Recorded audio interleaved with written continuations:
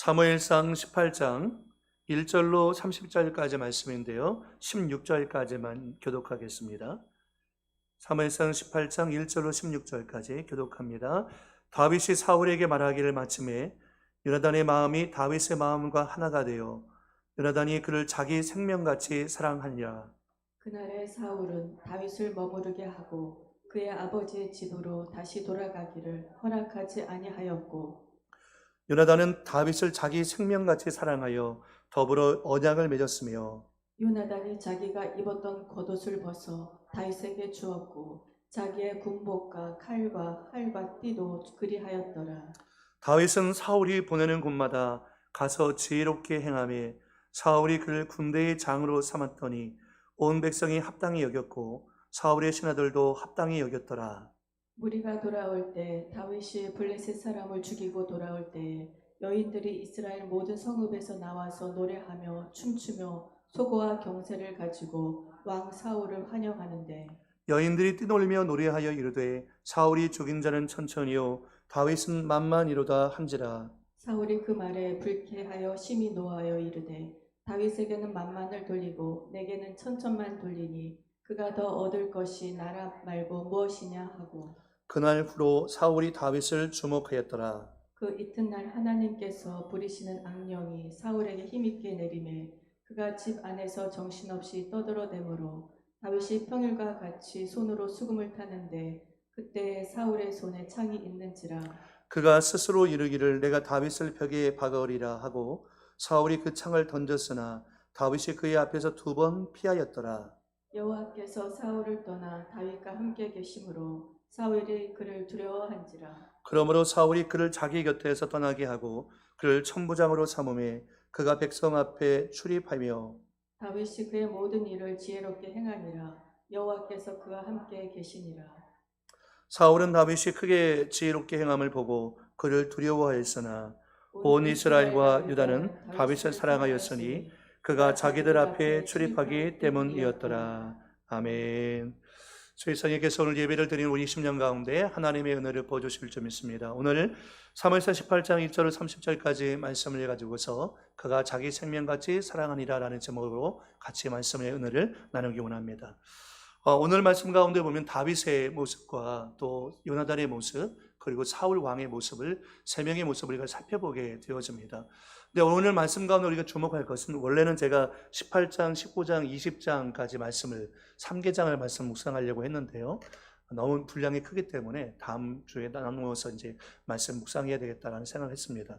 그래서 오늘 우리가 주요하게 생각할 것은 다윗과 요나단의 관계와 또 사울과 다윗과의 관계를 한번 생각해 보면서 말씀을 깊이 묵상하기 원합니다. 우리가 잠언 18장 24절 말씀 가운데 보면 많은 친구를 얻는 자는 해를 당하게 되거니와 어떤 친구는 형제보다 친밀하니라 라고 했습니다. 다윗과 요나단의 관계가 바로 이 어떤 친구의 관계인 거죠. 잠언 27장 17절에도 철이 철을 날카롭게 하는 것 같이 사람이 그의 친구의 얼굴을 빛나게 하느니라. 좋은 친구를 사귀는 것은 그에게 굉장히 큰 영광이고 복이 되어집니다. 그런데 다윗이 이제 골리앗을 죽이고 난 다음에 다윗이 가는 곳마다 수많은 사람이 연호하면서 다윗을 존귀하게 생각하고 사울이 죽인 자는 천천히요 다윗이 죽인 자는 만만이라고 여인들이 노래하면서 춤을 추기 시작했습니다. 사울은 그 말에 대해서 질투와 시기에 사로잡히게 되었지만 요나단은 오히려 그 말 가운데서 아무런 영향을 받지 않고 오히려 자유한 마음을 갖게 되었습니다. 왜 그럴 수 있었을까? 어떻게 그럴 수 있었을까라는 생각이 듭니다. 그래서 요나단을 보면 정말 아름다운 청년이다라는 생각이 들어져요. 우리가 세례 요한과 예수님의 관계를 생각해 봤을 때 세례 요한이 예수님보다 활동을 6개월 먼저 했습니다. 수많은 사람들의 시선이 세례 요한에게 집중되어 있을 때 그 6개월 후에 모든 사람의 시선이 세례 요한에게서 예수님에게로 옮겨갑니다. 보통 평범한 사람이었다면 자기가 모든 사람에게 일약 스타로 부상하고 있었는데 모든 사람에게 나에게 향하고 있던 시선이 나를 떠나서 다른 사람을 향하고 있다면 견디지 못하는 사람들이 대부분입니다. 우리는 시기와 질투에 강한 것 같지만 시기와 질투에 굉장히 약합니다. 남의 잘 될 때 그것에 대해서 격려하며 축복해 주지만 속으로는 막 속상해하고 쓰려하고 집에 가서 막 욕하기도 하고 그런 분들도 있습니다. 그래서 요나단은 마치 이 세례 요한처럼 예수님이 등장하고 날 때 세례 요한은 오히려 예수님 안에 있었던 하나님의 영광을 보고 보라 세상 죄를 지고 가는 하나님의 어린 양이로다. 그는 흥하여야 하겠고 나는 쇠하여야 하리라. 어떻게 이런 표현을 할 수 있을까? 그가 믿는 자였고 하나님의 섭리와 경륜을 볼 수 있는 자였고 예수님 안에 있었던 하나님의 영광을 봤으며 예수가 누구인지를 세례 요한이 알았기 때문에 쉽게 말하면 주제 파악을 한 거죠. 세례 요한은 예수님은 하나님이시고 자기는 피조물에 지나지 않은 존재 아닙니까? 그러니까 예수님과 자기를 비교하고 시기와 질투한다는 것은 사실 있을 수 없는 거죠. 그러니까 세례 요한은 면전 의식을 갖고 있었고 요나단 역시 마찬가지죠. 요나단도 다윗에 대해서 시기하지 않을 수 있었던 것은 그가 하나님 의식, 면전 의식을 갖고 있었던 정말 성령 충만한 사람이라고 표현할 수밖에 없었던 것입니다. 그래서 본문 분위기 말씀이 그렇습니다. 7절 이하에 보니까 여인들이 뛰놀며 노래하여 이르되 사울이 죽인 자는 천천히요 다윗은 만만이로다 한세라. 사울이 그 말에 불쾌하여 심히 노하여 이르되 다윗에게는 만만을 돌리고 내게는 천천만 돌리니 그가 더 얻을 것이 나라 말고 무엇이냐 하고 그날 후로 사울이 다윗을 주목하였더라. 그 이튿날 하나님께서 부리시는 악령이 사울에게 힘있게 내림에 그가 집안에서 정신없이 떠들어대므로 다윗이 평일과 같이 손으로 수금을 타는데 그때 사울의 손에 창이 있는지라. 골리앗을 죽인 이 사건 뒤에 사울의 삶은 완전히 달라지기 시작합니다. 여러분, 왜냐하면 권력은요 독점해야지 권력은 누군가와 나눌 수 없기 때문입니다. 내년도에 우리가 대선이 있기 때문에 지금 한창 TV 토론도 하고 여러 가지 많은 이야기도 합니다.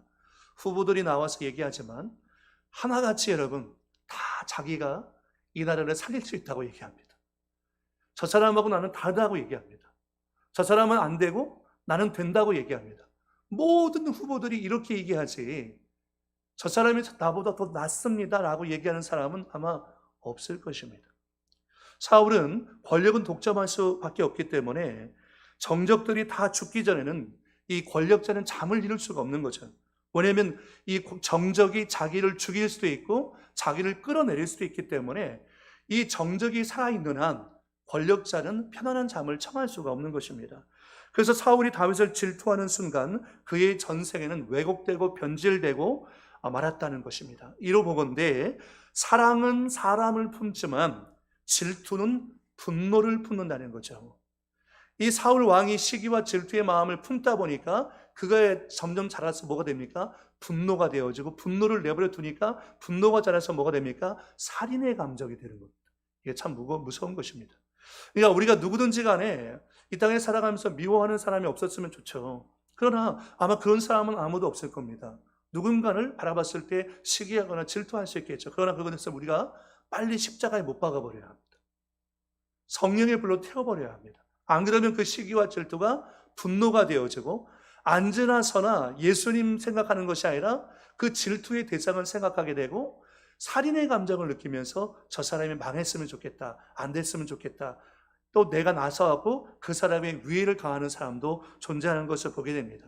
그래서 여러분, 시기와 질투가 우리가 명확하게 깨달아야 될 것이 시기와 질투가 죄일까요? 죄가 아닐까요? 죄죠. 네. 왜 많은 사람들이 시기와 질투하면서 그냥 당당하게 시기하고 질투하고 사는가? 이 시기와 질투가 심각한 죄라는 것을 알지 못하기 때문입니다. 시기와 질투는 하나님 보셨을 때 명백한 죄입니다. 그것은 처음 있을 때는 아주 작은 것처럼 보입니다. 그런데 그것이 자라면 분노가 되어지고 살인 감정이 되어지는데 그게 참 마귀적이라는 것입니다. 사실 우리가 이 땅의 사회를 보면 섬뜩할 때가 있어요. 남들이 안 되고 남들이 망하고 남들이 어려움을 겪은 모습을 보면서 오히려 희열을 느끼는 사람들이 있습니다. 정말 마귀적인 거죠. 이게 바로 어디서 출발했냐면 시기의 감정을 십자가에 못 박아 버리지 못했기 때문인 겁니다. 왜 우리가 기존에도 같이 말씀을 통해서 나눈 적이 있지만 왜 시기와 질투가 죄가 되는가? 첫 번째는 질투는 자기의 가능성을 제한시키는 죄가 되어집니다. 하나님이 각자에게 주신 달란트가 분명히 있어요. 그 사람에게만 달란트를 준 것이 아니라 나에게도 주신 달란트가 분명히 있는데 문제는 시기와 질투를 하는 동안에는 내게 주신 가능성은 배제시켜버리고 그게 보이지 않는 거죠. 남이 갖고 있는 것만 커 보이는 것입니다. 내가 갖고 있는 것은 보잘것없고 작아 보이고 남이 갖고 있는 것만 커 보이니까 시기와 질투의 감정을 놓을 수가 없는 거죠. 그래서 질투하기 시작하면 더 이상 자기가 하나님과의 관계 속에서 개발되어지지 않습니다. 왜냐하면 늘 남의 것을 보면서 부러워하고 비교의식을 갖고 열등감을 갖거나 그 사람을 미워하고 정죄하고 그 사람이 안 되는 것을 생각하고 있기 때문에 자기의 가능성을 발견할 수가 없는 거죠. 또 두 번째는 질투는요, 나의 일상적인 삶을 빼앗는 죄입니다. 여러분 안에 와 계신 예수님은 여러분이 하나님과의 관계 속에서 행복하게 원할까요? 아니면 질투의 감정에 사로잡혀서 원망하면서 살기 원하실까요? 행복하게 원하죠. 여러분 행복하세요? 네. 그러니까 정말 예수님이 우리 안에 오셔서 우리가 예수님을 누림으로 감사와 기쁨과 행복하게 원하는데 질투는 나의 일상적인 삶을 완전히 무너뜨려 버립니다.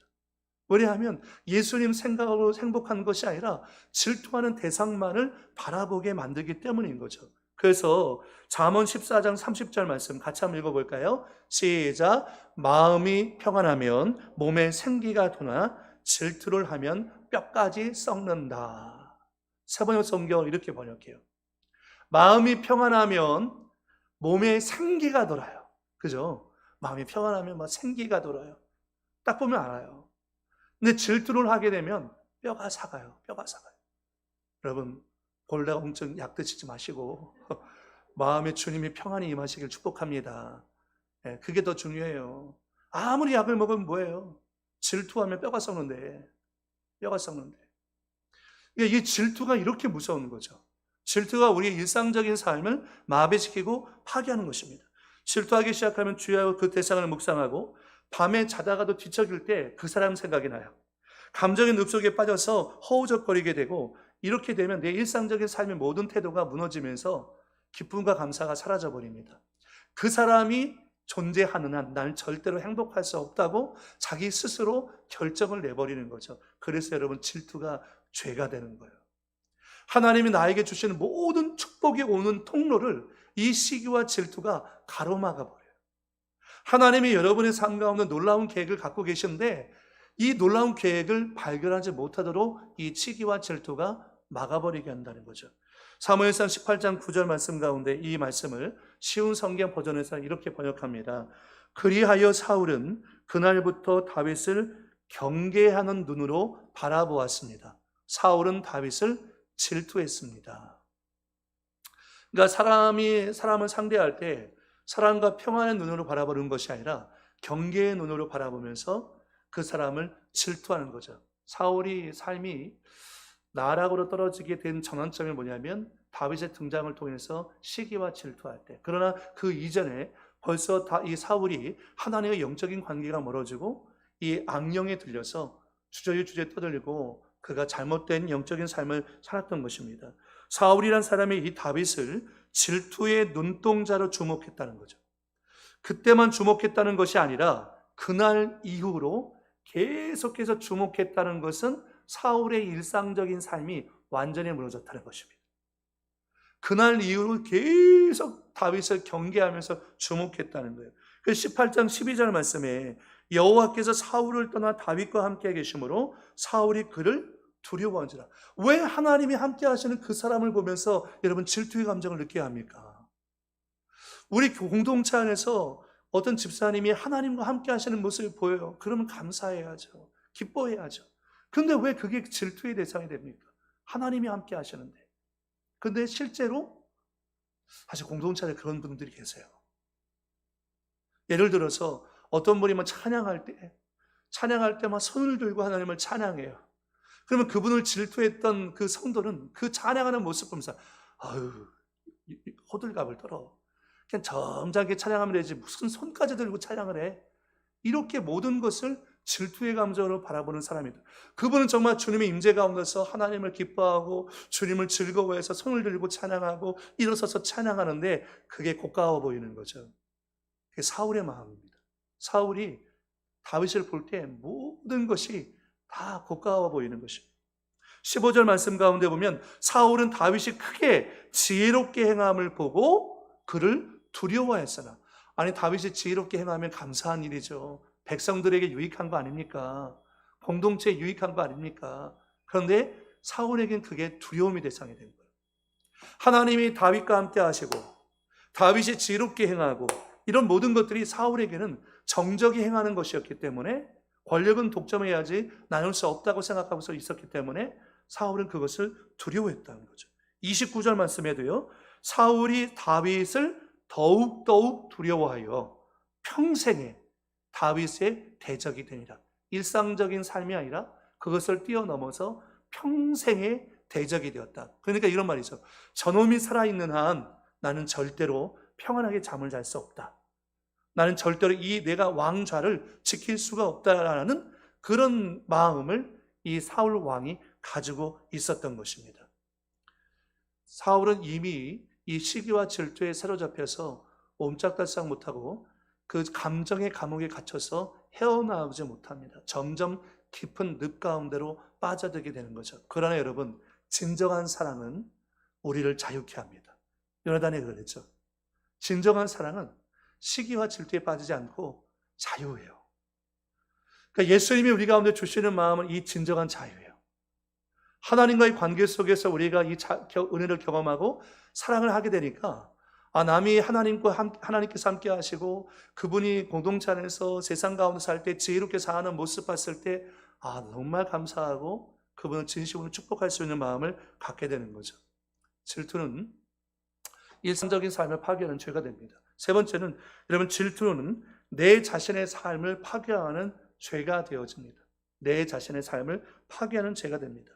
오늘 사무엘상 20장 30절 말씀 가운데 보면 이하에 이런 말씀이 있습니다. 사울이 요나단에게 화를 내며 그에게 이르되 폐형무도한 계집의 소생아, 내가 이새의 아들을 택한 것이 내 수치와 내 어미의 벌거벗은 수치됨을 내가 어찌 알지 못하랴. 무슨 누구에게 하는 말입니까? 사울이 요나단에게 하는 말이에요. 요나단에게. 그러니까 요나단이 막 이 다윗과 찐친으로 막 절친으로 지내는 모습을 보면서 사울 왕이 그게 너무 안 좋아 보이는 것입니다. 그래서 아들에게 분노하면서 이렇게 얘기하는 거죠. 31절 말씀에는 이새의 아들이 땅에 사는 동안은 너와 내 나라가 든든히 서지 못하리라. 그런즉 이제 사람을 보내어 그를 내게로 끌어오라. 그는 죽어야 할 자이니라. 그러니까 요나단에게 이런 말을 하는 것입니다. 결국은 아들에게 뭐라고 얘기하냐면 너 정신없는 짓 하는 것이다. 다윗을 죽이지 않으면 너와 내 나라가 영원히 견고하게 세워질 수가 없다. 그런데 이 요나단은 이미 그런 마음이 없습니다. 결국 한 나라의 왕을 세우는 것은 아버지도 아니고 나도 아니고 누가 세우는 겁니까?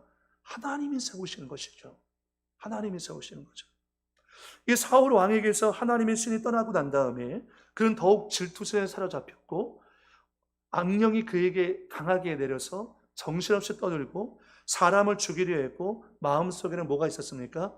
두려움이 있는 거죠. 두려움이 있는 거죠. 여러분, 우리가 가만히 이 세상에 돌아가는 모습 보고 정치인들의 모습을 보면 그들의 마음 가운데 평안이 있을까요? 그들의 마음 가운데? 저는 그들의 마음 가운데 당당하게 얘기하고 있긴 하지만 저는 두려움이 있다고 생각합니다. 근본적인 두려움이 있죠. 자기 자리를 지키고자 조작도 하고 증거도 바꾸고 얼마나 그런 일을 서슴지 않고 죄를 짓습니까? 사울 왕은 이렇게 시기와 질투에 사로잡혀서 마귀에게 쓰임받는 오히려 그런 모습을 갖고 있는 거죠. 그 질투의 배후에는 여러분 뭐가 있다고 그래요? 그래서 질투의 영이 있는 거예요. 질투의 배후에는 질투의 영입니다. 그것이 바로 악령이라고 성경이 가르치는 거죠. 10절 말씀 가운데 그 이튿날 하나님께서 부르신 악령이 사울에게 힘있게 내림에 그가 집안에서 정신없이 떠돌이되므로 다윗이 평일과 같이 손으로 수금을 타는데 그때 사울의 손에 창이 있는지라. 결국 사울 왕은 무력한 왕이 되어서 전쟁에 패배하게 되어지고요. 그는 마침내 적군 앞에 포로가 될 무렵에 어떻게 합니까? 자결을 하게 되어집니다. 하나님께서 성경에서 금지하고 있는, 뭐냐면 생명의 주권이 사람에게 있지 않고 하나님께 있는데 결국 사울 왕은 신앙인이라고 말할 수 없는 마치 불신자와 똑같은 모습으로 살았던 그런 사람을 어떤 것을 보게 됩니다. 그러면 여러분, 왜 우리가 시기와 질투에 사로잡히는가? 한번 따라하겠습니다. 비교의식을 버리고 창조의식을 갖자. 저는 이게 굉장히 중요하다고 생각합니다.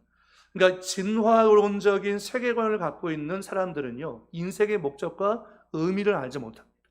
어디에서 와서 왜 살며 어디로 가는지 알지 못합니다. 그러니까 이 땅에서 마치 영원히 살 것처럼 수단과 방법을 가지 않고 자기의 정욕을 채우려고 삽니다. 그러나 우리는 어디에서 와서 왜 살며 어디로 가는지 분명히 아는 창조된 피조물입니다. 하나님이 우리의 창조자라는 거죠. 창조자라는 거죠. 그러니까 우리가 주일날 말씀드렸잖아요. 달라도 사랑하고 또 달라서 사랑할 수 있다. 하나님께서 사람을 지으시고 창조하실 때 우리를 막 획일적으로 공장에서 막 찍어내듯이 창조한 게 아니잖아요. 우리 권사님의 모습은 75억 인구 가운데 유일합니다. 하나님은 우리 한 사람 한 사람을 창조하실 때에 똑같이 짓지 않았죠. 그러니까 우리는 비교의식을 버리고 창조의식을 가져야 돼요. 아이들을 축복할 때도 마찬가지입니다. 아이들이 학교에서 진화론을 배우기 때문에 그 아이들의 마음 가운데 이미 이 세속적이고 인본주의적인 진화론적 사고가 갖고 있어요. 진화론적 사고는 뭐냐면 이 세포와 세포가 충돌하고 경쟁 사회를 통해서 적자 생존을 하는 겁니다. 누구든지 간에 이 사회에서 살아남으려면 경쟁에서 이겨야 돼요. 그럼 얼마나 힘들어요. 얼마나 힘들어요, 아이들에게. 이 경쟁 사회 속에서 살아남아야 되기 때문에. 그러나 우리는 창조의식을 갖는 거죠. 각자마다 하나님이 이 땅 가운데 두신 하나님의 놀라운 계획이 있다는 거죠. 그러니까 우리 아이들이 세상에 나가서는 그런 얘기를 듣지 못한다 할지라도 부모인 우리는 아이들에게 얘기해 줄 수 있어야 돼요. 얘야, 너 하나님께서 너희 삶을 향한 놀라운 계획을 갖고 있다. 정말 하나님이 너를 창조하셨고 너를 향한 계획을 갖고 있어. 너는 75억 인구 가운데 유일한 사람이야. 하나님의 집중적인 관심과 사랑을 받고 있어. 라고 축복해 주는 거죠. 그러니까 발명가였던 에디슨도 학교에서는 이 초등학교 다니지 못하고 몰라줬지 않습니까? 아이가 이상하다고. 근데 이 부모인 에디슨의 어머니는 너는 이상한 게 아니라 특별한 거다. 특별한 아니다, 너는. 특별한 아니다. 이게 창조의식이죠, 창조의식. 그러니까 우리가 비교의식을 버리고 창조의식을 가질 때 시기와 질투에서 이 감정적인 늪에서 벗어날 수가 있다는 거죠. 이분에게 주어져 있는 삶의 길이 있어요. 나에게 주어져 있는 하나님이 예비하신 계획이 있습니다. 우리는 그 길을 가면 되는 것입니다. 우리 모두가 모세를 보면서 비교의식을 갖고 열등감에 빠질 필요 없습니다. 여러분은 모세가 될 필요가 없어요. 여러분은 여러분에게 주어져 있는 하나님의 사랑을 경험하면서 그 사명을 감당하면 되는 것입니다. 이 사울 왕의 아들이었던 요나단은 이 질투의 감정에서 자유했어요. 그는 다윗을 사랑했죠. 잠언 17장 17절 같이 한번 읽어볼까요? 시작. 친구는 사랑이 끊어지지 아니하고 형제는 위급한 때를 위하여 낳느니라. 친구는 사랑이 끊어지지 아니하고. 요나단은 다윗을 향한 사랑의 마음이 있었어요.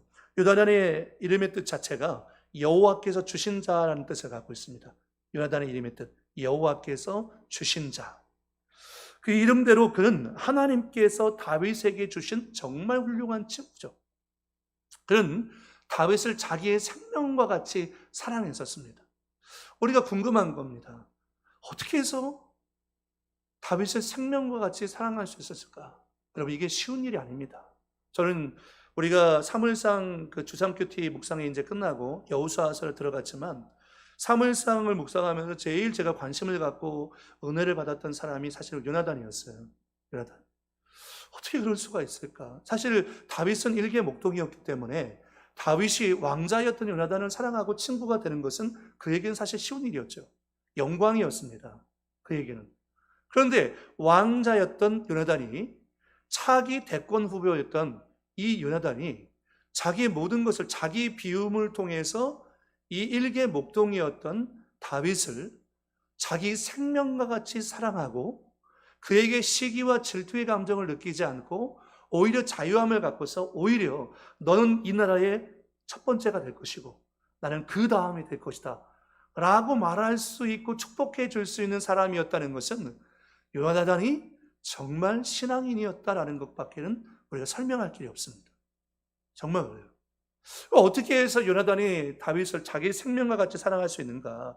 정말 우리 공동체 안에서 우리가 달라도 정말 서로를 향해서 자기 생명과 같이 사랑할 수 있는 그런 공동체가 되기를 소망합니다.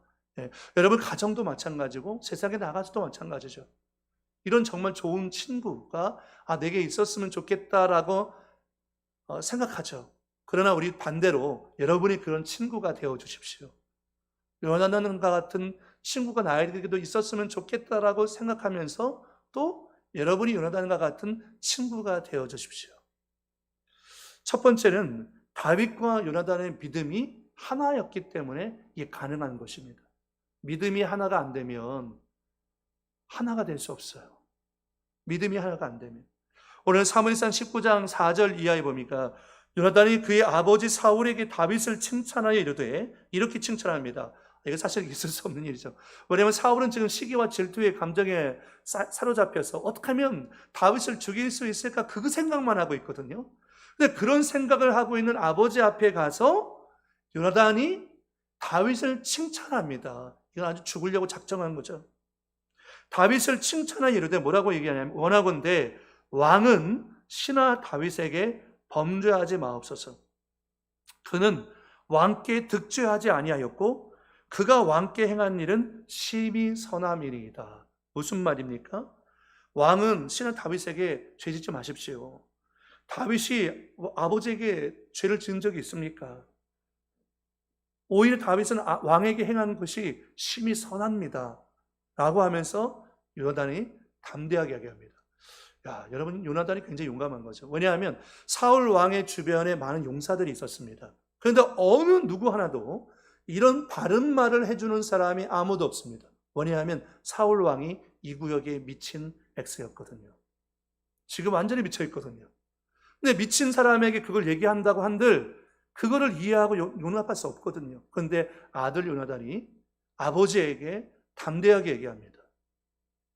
죄짓지 마십시오. 죄를 지은 것이 없지 않습니까? 19장 5절에도 이렇게 얘기하죠. 그가 자기 생명을 아끼지 아니하고 블레셋 사람을 죽였고 여호와께서는 온 이스라엘을 위하여 큰 구원을 이루셨으므로 왕이 이를 보고 기뻐하셨거늘 어찌 까닭없이 다윗을 죽여 무죄한 피를 흘려 범죄하려 하시나이까. 그러니까 요나단은 뭐라고 고백하고 있냐면요, 다윗이 골리앗을 죽인 것은 하나님께서 이스라엘을 구원하신 구원의 행위였다는 것입니다. 그러니까 다윗의 차원에서 본 것이 아니라 여호와께서 이스라엘을 향해서 향한 그 차원으로 본 것입니다. 그러니까 공동체 안에서 어떤 분이 공동체 안에서 헌신했습니다. 그러면 그 헌신을 그 사람의 차원에서 본 것이 아니라 하나님께서 우리 공동체 전체를 향해서 주신 하나님의 구원과 사랑의 관점으로 그것을 들여다봐야 한다는 거죠. 요나단은 그렇게 봤다는 것입니다. 그래서 요나단이 이렇게 할 수 있던 것은 그가 사람이 아닌 하나님을 의식하는 믿음의 사람이었기 때문인데요. 그래서 그는 혈연이 아닌 진리를 선택하고요. 보통 우리는 그렇잖아요. 혈연을 먼저 선택하죠. 진리보다 혈연을 선택합니다. 그래서 거짓말합니다.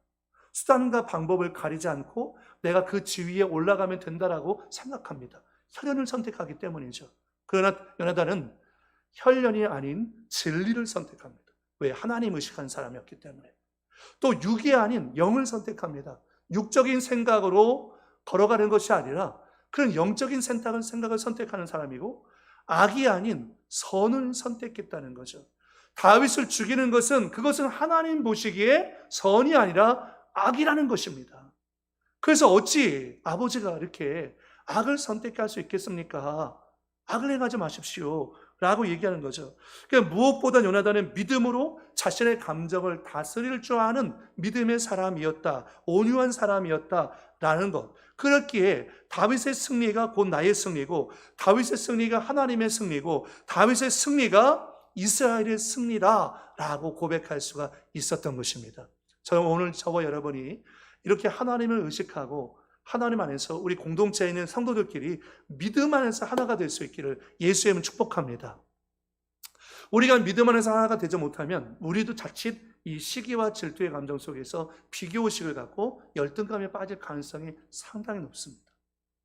그런 요나단처럼 하나님을 의식하는 믿음이 있는 사람, 다윗의 승리가 나의 승리, 다윗의 승리가 이스라엘의 승리, 하나님의 승리라고 고백할 수 있는 그 믿음의 지경이 넓어진 그리스도인이 되어야 한다는 거죠. 그는 사울 왕의 아들로서 왕의 계승자였습니다. 왕위가 보장된 사람이었습니다. 사울은 요나단에게 내가 다 너를 위한 거야, 이 철없는 녀석아 라고 얘기했지만 요나단은 그 말을 듣지 않았습니다. 왜냐하면 진리를 선택했고 하나님을 선택했고 선을 선택했기 때문입니다. 이 자리는, 이 왕자는 누구든지 하나님이 기뻐하시는 사람이 앉을 자리이지, 이방 나라 같았으면 그랬을 겁니다. 그러나 이스라엘은 그럴 수 없는 나라였다는 거죠. 사무엘상 23장 17절에 요나단이 다윗에게 이렇게 얘기하는데 한번 같이 읽어볼까요? 시작. 곧 요나단이 그에게 이르기를 두려워하지 말라. 내 아버지 사울의 손이 내게 미치지 못할 것이요 너는 이스라엘 왕이 되고 나는 내 다음이 될 것을 내 아버지 사울도 안다니라. 정말 어떻게 이런 고백을 할 수 있을까요? 그냥 이 요나단이 이렇게 얘기하는 것이 그냥 마지못해서 억지로 거칠애로 이렇게 얘기한 게 아닙니다. 진짜 진심으로 이렇게 얘기한 겁니다. 진심으로.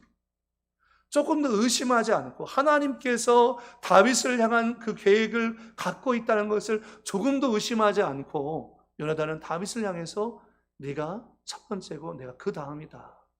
네가 왕이 되었을 때 나와 내 가족을 잊지 말아 달라 라고 하면서 요나단이 다윗에게 얘기하고 있는 거죠. 근데 성경에 보면요, 이런 정말 믿음의 관계 가운데서 하나가 된 사람들이 여러 명 나오죠. 예를 들어서 아까 말씀드렸던 세례 요한과 예수님의 관계가 있고, 또 성도 사이의 관계 속에서는 바울과 바나바의 관계가 그랬어요. 바울과 바나바. 예루살렘 교회 가운데서 가장 먼저인 사람은 누구였습니까? 바울이었어요? 바나바였어요? 바나바였죠. 바나바는 이미 예루살렘의 유력한 사람이었습니다. 그는 많은 그리스도인들에게 존경과 칭송을 받는 사람이었습니다. 사울이 다메섹 도상에서 예수를 만나고 그가 변화되고 바뀌어지고 난 다음에 그가 아나니아에게 안수받고 눈에 비늘 같은 것이 벗겨지고 많은 사람들이 사울을 의심의 눈초리로 쳐다봤습니다. 정말 회심한 거 맞아? 저 사람 혹시 속이고서 우리 공동체 안에 들어와서 우리 공동체를 무너뜨리고 예수 믿는 사람들을 잡아갈 계획을 세운 거 아니야? 그리고 여러분, 스데반의 순교의 현장 가운데 있었던 그리스도인들 얼마나 큰 상처가 있습니까? 그죠? 예수 믿는 사람들을 잡아서 데려가는 그 사울의 악행을 봤던 사람들은 사울에 대해서 좋은 감정을 갖기가 아마 어려웠을 겁니다. 그러니까 많은 사람들이 서먹서먹하고 어색한 분위기 가운데서 가까이 가기를 주저하고 있을 때 그때 나서가지고 그 사울을 이 공동체 안으로 끌어당겼던 사람이 누구냐면 바로 바나바였죠. 바나바는 원래 이름의 뜻이 아닙니다. 바나바라는 것은 그의 닉네임입니다. 위로의 아들라는 뜻입니다. 위로의 아들. 그러니까 바나바의 어떤 교회 공동체 안에서 역할이 그렇게 피스메이커의 역할로서 갈등 관계를 회복시켜주고 하나가 되게 만들고 또 그 사람이 공동체에 적응할 수 있도록 도와주는 역할을 했던 사람이 바나바예요. 그래서 여러분, 교회가 건강하려면 바나바가 많아야 돼요. 바나바가 많아야 돼요. 오늘 저와 여러분이 주 안에서 바나바의 역할을 감당할 수 있게 축복합니다. 정말 우리가 바나바가 돼야 돼요. 피스메이커가 돼야 돼요. 우리가 들어가서 갈등 상황이 더 벌어지는 것이 아니라 우리가 들어가면 갈등이 해결되어지고 하나가 되는 그런 공동체가 되어야 하는 거죠. 그런데 이 바나바가 나중에 처음에는 차도인제 말씀 가운데 보면 바나바가 먼저 나와요. 바나바가. 그러니까 1차 전도 여행을 떠날 때만 해도 바나바가 먼저 나와요. 바나바와 사울이었어요. 그런데 1차 전도 여행이 돌아올 때쯤에는 어떻게 바뀌었어요? 바울과 바나바로 바뀌어요. 바울과 바나바. 그 사건 때문에 뭐 그게 이제 진짜인지 아닌지 우리가 정확하게 파악할 수는 없지만 1차 전도 여행 당시에 바울과 바나바만 선교 여행을 떠난 것이 아니라 바나바의 생질, 조카였던 마가 요한이 함께 떠나죠. 마가가. 그런데 마가가 어떻게 했습니까? 1차 여행 도중에 선교 여행에서 이탈을 해버립니다. 이탈을 해버려요. 그래서 선교학자들은 마가가 왜 이탈을 했겠는가라고 추정을 할 때에 마가가 이탈을 했던 이유가 자기의 삼촌이었던 바나바가 선교 여행에서 주도권을 갖지 못해서 이제 바울이 주도권을 갖는 거예요. 그걸 좀 감당하기 힘들다든지 아니면 고향에 대한 향수, 가장 정서는 이 고향에 대한 향수라는 부분인데 고향에 대한 향수가 너무 커서 선교 여행을 중간에 포기하고 이탈했다. 그래서 2차 전도 여행 떠날 때 바나바와 바울이 다투죠. 마가 때문에. 그래서 바나바와 마가는 사이프러스, 바나바의 고향이었던 그 사이프러스로 구브로 섬으로 가게 되어지고 바울은 안디옥에서 실라를 데리고서 2차 전도여행을 육로로 떠나게 되어집니다. 그러니까 이 바나바와 바울의 관계가 어떻게 보면 요나단과 다윗의 관계인데 근데 요나단과 다윗의 관계는 정말 특별한 거예요. 특별한 관계예요. 왜 그러냐면 자기 비움을 요나단이 실천했기 때문에 그래요. 그러니까 믿음이 하나가 안 되면 이게 정말 어려운 거죠. 두 번째는요. 요나단이 다윗을 자기 생명까지 사랑할 수 있었던 것은 마음이 하나가 되었기 때문에 그렇게 가능할 수 있었다. 자, 18장 1절 말씀 우리 다시 한번 읽어보겠습니다. 시작. 다윗이 사울에게 말하기를 마침에 요나단의 마음이 다윗의 마음과 하나가 되어 요나단이 그를 자기 생명같이 사랑하리라. 여러분, 요나단은 다윗을 있는 모습 그대로 수용하면서 사랑했어요. 그의 출신 배경이나 사회적 친분이나 나이나 경제력이나 어떤 이런 유무를 떠나서 그를 있는 모습 그대로 사랑했습니다. 이런 사랑, 여러분 쉬운 사랑이 아니죠. 쉬운 사랑이죠. 우리는 흔히 사회생활 하면서 끼리끼리 노는 거야 라는 그런 표현을 씁니다. 유유상종. 부자인 사람들은 부자인 사람들과 어울리고 가난한 사람들은 가난한 사람끼리 어울린다는 사회적 편견과 고정관념이 있어요. 실제로 그런 부분이 많이 있고요. 그런데 요나단은 왕자였어요. 왕궁에서 사는 사람이었습니다. 그런 사람이 자기와 현격하게 차이나는 그 다윗을 사랑할 때는 믿음이 하나가 되었고 그리고 마음이 하나가 되었기 때문인데 오늘 1절 말씀 가운데 보니까 다윗이 요나단을 자기 뭐같이 사랑합니까? 생명같이 사랑했다는 거예요. 이게 여기만 나오는 것이 아니라 18장 1절, 3절, 20장 17절에도 반복해서 나와요. 요나단이 다윗을 자기 생명과 같이 사랑했다. 그래서 다윗의 승승장구를 질투하지 않고 오히려 진심으로 기뻐할 수 있다는 거죠. 우리 속담 가운데 보면 사촌이 땅을 사면 배가 아프다라는 표현이 있잖아요. 러시아 속담에는 입안의 염소라는 속담이 있습니다. 입안의 염소. 그런데 배가 고픈 건 참아도 우리가 배가 아픈 건 잘 못 참는 습성을 갖고 있죠.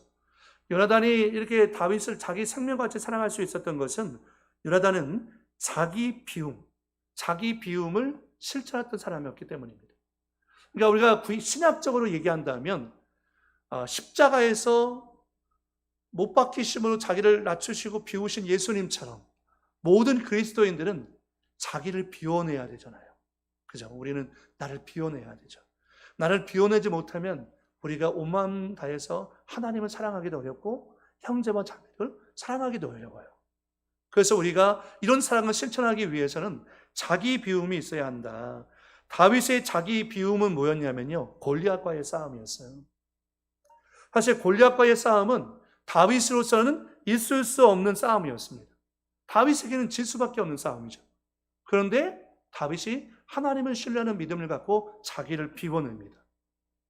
그리고 요나단은 그 모습을 보고서 자기를 비워냅니다. 그리고 둘이 하나가 될 수 있는 거죠. 그러니까 우리가 지금 서로가 하나가 되기 위해서는 어떻게 해야 돼요, 여러분?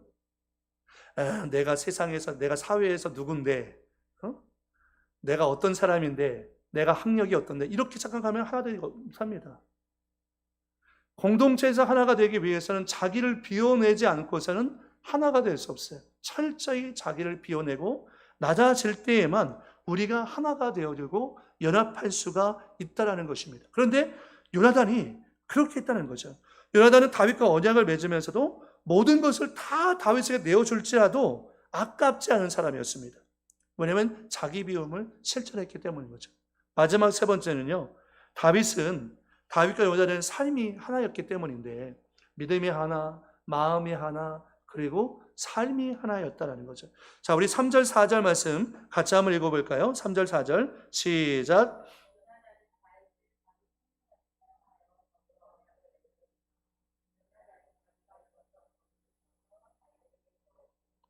자기의 군복과 칼과 활과 띠도 그러하였더라. 마태복음 11장 19절 말씀 가운데 보면 예수님께서 자신을 향해서 나는 세리와 죄인의 친구라고 사람들이 불렸습니다. 세리와 죄인의 친구. 요한복음 11장 11절 말씀에도 나사로가 죽었다는 소식을 듣고서 예수님께서 우리 친구 나사로가 잠들었다라고 얘기합니다.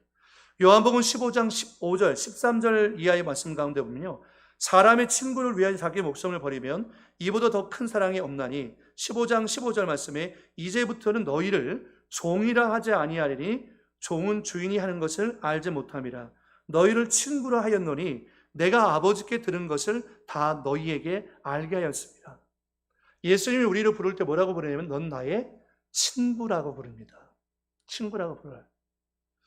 우리가 어저께 어떤 그 청년하고 양육하면서 그 청년의 카카오톡 그 대문에 저는 몰랐는데 굉장히 잘생긴 청년이 있더라고요. 그래서 처음에는 저를 보고서 남자친구인 줄 알았어요. 야, 남자친구 잘생겼네 생각했는데 남자친구가 아니라 아이돌 가운데 NCT라는 그룹의 한 청년이더라고요. 아이돌 NCT 아세요? NCT? 저도 이름만 알아요. 이름만 아는데 상당히 호감형으로 잘생겼어요. 나는 네 남자친구인 줄 알았다 그랬더니 굉장히 좋아하더라고요. 그랬으면 좋겠어요 그러더라고요. 그랬으면 좋겠어요 그러더라고요. 자기 남자친구였으면 좋겠대요. 그런데 우리가 주일날도 말씀했지만 지난번에 말씀했죠. 성령 충만이 하는 것은 결국 예수님께 우리의 마음이 사로잡히는 거잖아요. 예수님 앉아다 예수님 생각, 길을 걸어가도 예수님 생각, 교회에 있든 교회 바깥에 있든 예수님 생각하고 좋은 음식을 먹어도 예수님 생각나고 교회 와서 예배를 드릴 때 예수님 생각하면 막 설레요. 이 연애 감정이죠. 연애 감정. 여러분 예배 드릴 때 설레시죠? 예, 예배 드리면 막 설레잖아요. 그게 뭐 그러면 예수님께 우리의 마음이 사로잡혔기 때문에 이게 성령 충만이에요. 성령 충만하면 우리의 마음이 그분에게 사로잡히기 때문에 온전히 그분께 집중해요. 딴 생각할 수가 없어요. 그분 때문에 행복하고 그분만 생각하면 막 미소가 절로 나는 거죠. 너 왜 이렇게 웃고 있어? 예수님 때문에. 예수님 너무 좋아서. 예수님 너무 사랑해서. 기도하다가도 웃고 찬양하다가도 웃고 길을 걸어가다가도 웃고 예수님 생각하면 너무 좋아서. 그 연애 감정이거든요. 그래서 그 친구가 양육하다가 그렇게 얘기했어요. 너 NCT 그 친구 생각하면 막 설레지? 설렌대요. 그게 바로 성령 충만이야. 그게 성령 충만이야. 너 예수님 사랑하고 싶다고 했잖아. 예수님 생각하면서 설레본 적 있어? 없대요. 그럼 이제부터 너가 예수님 생각할 때 설레야 돼. 그래야 막 예배 시간이 기다려지고 막 기도가 너무 행복하고 찬양이 행복하고. 그래서 아이가 묻더라고요. 아니 그렇게 사는 사람이 있어요? 있지. 그렇게 신앙생활하는 사람이 있지. 그게 성령 충만하는 사람이야. 많은 사람이 아니지만 소수일지라도 그렇게 신앙생활하는 사람이 있어요. 그분이 진짜 성령 충만한 거죠. 예수님께 자신의 마음을 드리고 사로잡힌 거죠. 오늘 우리가 그렇게 신앙생활해야 돼요. 예수님 생각하면 너무 행복해요. 설레야 돼요. 예배가 막 기다려져야 돼요. 그러니까 예배 늦을 수가 없는 거예요. 빨리 가고 싶어요, 교회. 우리 정말 첫사랑 때 그랬잖아요. 우리 첫사랑 가운데 하나님의 막 은혜 받고 막 기적 체험하고 그때는 교회 와서 큰 앞자리에 먼저 앉고 누가 내가 앉아야 하는 그 자리 뺏기면 막 속상하고 내가 거기 앉아야 되는데 그런 믿음이 열심히 있었어요. 열심히 있었어요. 그건 저는 그게 주님을 사랑하기 때문이라고 생각해요. 오늘과 우리가 회복해야 할 마음이죠. 다윗이 요나단이 다윗을 너무 사랑하니까 자기가 갖고 있는 모든 것을 다 내어준다 할지라도 아깝지가 않아요. 자기를 비웠기 때문에. 요나단과 다윗의 삶은 하나로 연결되어 있어요. 연결되어 있어요. 요나단이 잘 되는 게 다윗이 잘 되는 거고요. 다윗이 잘 되는 게 요나단이 잘 되는 거예요. 우리 우리 교회 안에 있는 성도들이 서로가 잘 되는 것이 우리의 기도 제목이에요. 저희 기도 제목이기 때문에 여러분이 잘 되는 거죠. 우리 한번 옆에 분하고 인사할까요? 저는 집사님이 잘 되는 것이 제 기도 제목입니다. 정말 이게 예수의 마음이라고 생각해요. 우리가 정말 진심으로 상대방이 잘 되는 것이 나의 기도 제목. 왜냐면 집사님, 권사님이 승리하는 것이 공동체가 승리하는 것이고 제가 승리하는 것이고 하나님이 승리하시는 영광되는 것입니다. 우리가 이것을 알 때 시기와 질투를 넘어서 자기 생명까지 살아갈 수 있는, 달라도 사랑하고 달라서 사랑할 수 있는 아름다운 공동체가 될 수 있지 않겠는가라는 생각이 들어집니다. 오늘 저와 여러분 마음 가운데 이 요나단과 다윗의 찐친의 관계, 이런 관계가 회복되어질 수 있기를 축복을 드립니다. 기도하겠습니다. 살아계신 아버지 하나님, 은혜와 사랑을 감사합니다. 오늘 우리 성도들의 마음 가운데 아버지 하나님의 마음을 확해 주시기 원합니다. 사울 왕은 시기와 질투에 사로잡혀서 늘 분노하며 악령의 지배를 받고 그런 다윗을 죽이려고 애썼지만 요나단은 다윗을 사랑했습니다.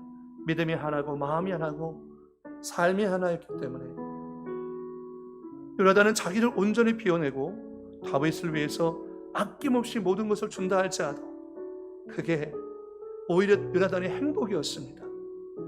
아버지, 요나단과 같은 신앙이 우리가 될 수 있도록 우리의 마음을 겸손하게 하시고 진리 가운데 참 자유하게 하시고 자기를 비움으로 오직 예수님의 영광을 나타낼 수 있는 우리 모두가 될 수 있도록 아버지 인도해 주옵소서.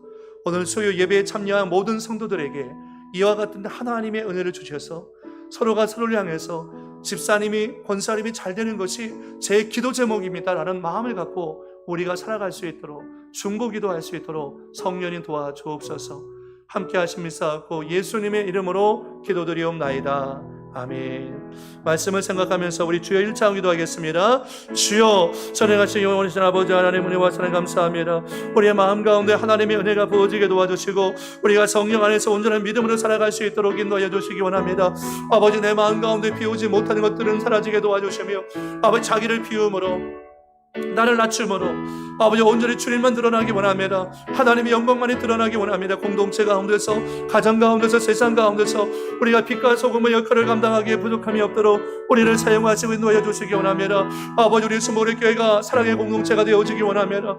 아버지, 믿음이 하나가 되어지고 마음이 하나가 되어지고 예수님만 생각하면 가슴이 설레고 아버지, 더 예배드리고 싶고 기도하고 싶고 주님을 찬양하고 싶고 주님을 높여드리고 싶은 아버지, 그런 마음을 갖기를 원합니다. 아버지, 더 찬양하기를 원하는 마음을 회복하여 주옵소서. 기도하고 싶은 마음을 회복하여 주옵소서. 아버지, 말씀을 읽고 싶은 마음을 회복하여 주옵소서. 전도하고 싶은 마음을 회복하여 주옵소서. 봉사하고 싶은 마음을 회복하여 주옵소서. 아버지, 우리의 마음이 하나님과의 관계 속에서 아버지 영적인 친밀함을 누릴 수 있도록 인도해 주시어서 아버지, 공동체가 서로 사랑하면서 나보다 남을 낮게 여기고 겸손한 마음으로 섬길 수 있는 믿음의 공동체가 될 수 있도록 아버지 하나님 인도해 주시기 원합니다. 주님의 은혜를 부어 주옵소서. 주님의 사랑을 우리 가운데 부어 주옵소서. 주께서 기름 부으시고 주께서 우리 가운데 하나님의 복을 내려 주실 줄 믿습니다. 주여 역사해 주옵소서. 진리를 알자니 진리가 너희를 자유케 하리라고 했습니다. 진리 되시는 예수님이 내 안에 와 계셔서 나의 왕이 되시고 나의 주인 되시고 나의 친구 되시며 나의 생명과 소망이 되심을 감사합니다. 아버지, 예수님은 우리를 이런 모든 감정의 틀에서 자유케 하기 위해서 십자가에 못 박혀 죽으셨습니다. 더 이상 우리가 이런 부정적인 감정의 노예가 되지 않게 도와주시고 늘 성령 안에서 예수님을 묵상함으로 기뻐하고 감사하며 살아갈 수 있도록 아버지 인도해 주옵소서. 주의 성령님, 우리 수모리 교회와 성도들의 마음 가운데 예수님의 마음을 품고 나보다 남을 낮게 여기고 겸손하게 섬기며 사랑하고 그리스도 예수 안에서 하나가 될 수 있도록 아버지 인도해 주옵소서. 주께서 은혜 위에 은혜를 부어주실 줄 믿사옵고 예수님의 이름으로 축복하며 기도드리옵나이다. 아멘. 이제는 우리 주 예수 그리스도의 원하신 은혜와 아버지 하나님의 크고 극진하신 사랑과 보혜사 성령님의 내주 감화감동 충만인도 위로하심의 역사가 생명의 말씀을 붙잡고 믿음으로 나아가는 사랑하는 모든 성도들의 가정생활 범사 위에 이제부터 영원토록 함께 있을지어다. 아멘.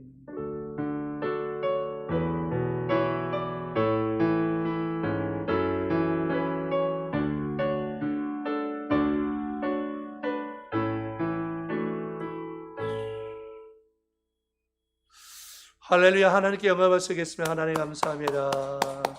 남은 한 주간도 말씀 붙잡고 승리하시기 바랍니다.